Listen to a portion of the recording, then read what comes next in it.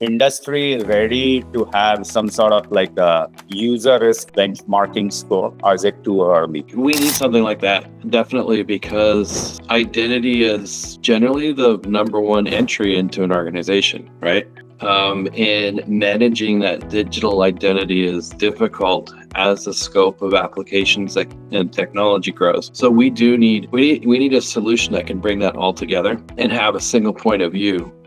Otherwise, it's not really sustainable to go into every single application and look.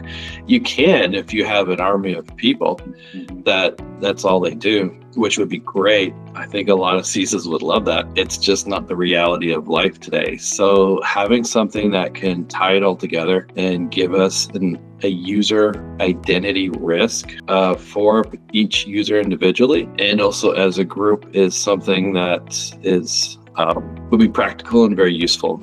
User risk score. I think that going back to my previous point, if you had a repository source of truth of that information, then generating meaningful scores that are relevant to the business becomes easier, right? It still has to be trustworthy. It still has to take into account the right things and give security teams enough knobs to adjust it and fine tune it so that they can make it relevant to their business.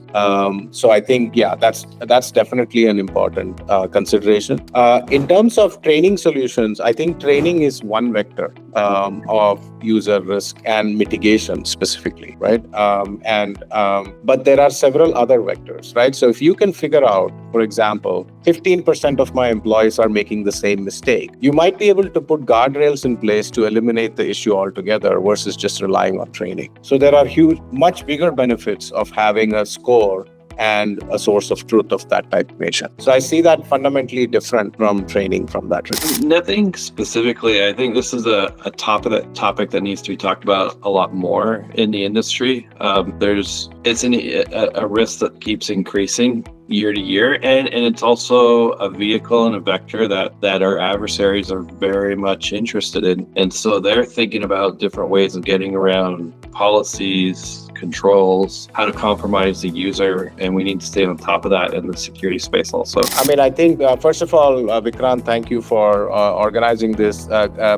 Great questions spring great conversations. So I think these were all great questions and great discussion. But would completely echo what Dylan said, right? It's a critical piece of, I believe, running a security program. If we think 68% of our risk is security risk is insider risk, we need to do a much better job of understanding it in a much more deeper fashion and figure out, not just the training we can give to our users, but what we can learn from that data and what guardrails we can put in place. Because that's what really security people are looking for, is how can I eliminate a class of problems? And having understanding your security from a end user and employee perspective is a critical component of that.